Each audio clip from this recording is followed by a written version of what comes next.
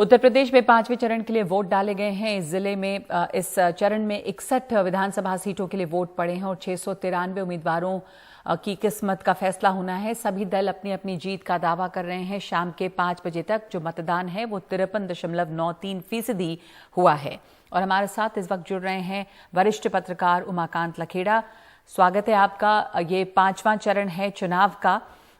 इस में वो इलाका आता है जहां पे राम जन्मभूमि और राम जब वनवास गए थे तो वो तमाम जगह ये सब इसमें ही आती है। और लगातार बीजेपी की कोशिश रही है कि ये मुद्दा जो है वो केंद्र में रहे उनकी राजनीति के।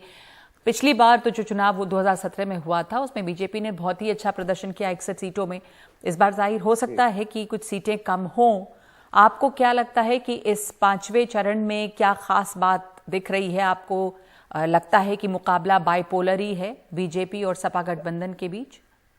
जी जी, देखिए नगमा जी, ये जो चुनाव है ये इसमें पूरी ताकत भारतीय जनता पार्टी ने झोंकी हुई है।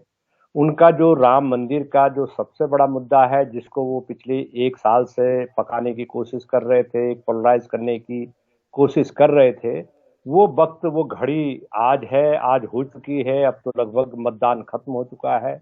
लेकिन मुझे ऐसा लगता है कि इस चुनाव में और ये जो पूरा क्षेत्र है 61 सीटों वाला जो क्षेत्र है, इसमें भारतीय जनता पार्टी को 2017 के चुनाव में भारी जन समर्थन मिला था। लेकिन इस बार कोई भी आंकड़ा, इवन भारतीय जनता पार्टी के जो भीतरी आंकड़ों से विश्लेषण करते हैं या उनसे बातचीत होती है, तो वो कभी नहीं ये दावा करते कि 2017 का वो जो उनकी परफॉर्मेंस थी उसको दोहराने जा रहे हैं। तो भारतीय जनता पार्टी के पास खोने को बहुत कुछ है, क्योंकि जो जातियों का जो छोटी छोटी जातियों जो धार्मिक जो पोलराइजेशन करने की भारतीय जनता पार्टी ने कोशिश की थी, वो खेल उसके हाथ से काफी तो कुछ कई खिसकता दिग्गज हुआ भी जा हैं रहा इस है। बार।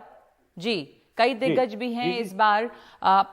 खुद केशव प्रसाद मौर्य, आपको क्या लगता है कि उन्हें भी काफी मेहनत करनी पड़ेगी इस बार चुनाव में? क्योंकि बीजेपी का बहुत अच्छा प्रदर्शन रहा लेकिन खोने को बहुत कुछ है। इस बार मुकाबला कड़ा है वहां पे भी, और पल्लवी पटेल बहुत अच्छा लड़ रही हैं। जी जी, प्रतिष्ठा, देखिए प्रतिष्ठा सबकी दांव पे लगी है। कांग्रेस का रायबरेली, अमेठी, सुल्तानपुर जो कांग्रेस के बड़े मजबूत गढ़ माने जाते थे, वहां पर भी भारतीय जनता कांग्रेस जो है उसकी प्रतिष्ठा क्या रिवाइव करेगी कांग्रेस? क्या पूर्वांचल में ये जो मजबूत गढ़ है उसके क्या वहां से वो कुछ नया सूरज उगेगा कांग्रेस का? ये भी काफी कुछ यहाँ निर्धारित होना है। और समाजवादी पार्टी जो कॉर्नर करने की कोशिश कर रही है, देखिए भारतीय जनता पार्टी को 2017 के चुनाव में लगभग 50% से ज्यादा वोट हासिल हुए थे इस इलाके में, और उनको 3-4 सीटों को छोड़ के मुझे लग रहा है कि 50 से के करीब सीटें भारतीय जनता पार्टी के गठबंधन को, भारतीय जनता पार्टी गठबंधन को हासिल हुई थी।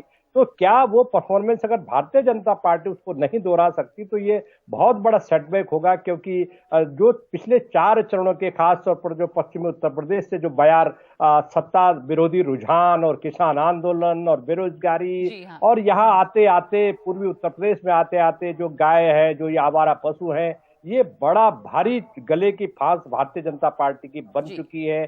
क्या मतदाता आकलन करेगा इन सभी चीजों का? क्योंकि देखिए कोविड के बाद जिस तरह से अस्पतालों की स्थिति थी, ऑक्सीजन सिलेंडर, हर एक परिवार से हर एक के किसी का मित्र खोया है, किसी ने रिश्तेदार खोया है, भाई पिता, भाई भतीजा। तो ये जो त्रासदियां हुई हैं, क्या ये त्रासदियां लोग भूल जाएंगे मतदान करने से पहले? ये बहुत बड़ा जी जी जी, आप सही कह रहे हैं कि इन त्रासदियों को क्या लोग भूल पाएंगे। और बीजेपी के पास खोने के लिए काफी कुछ है। सवाल लेकिन यह है कि क्या सपा गठबंधन इसका कितना फायदा उठा सकती है। और ये आवारा पशु का मुद्दा, बाकी विश्लेषक और बाकी पत्रकार जो उन इलाकों में गए हैं वो यही कह रहे हैं कि एक बड़ा मुद्दा है।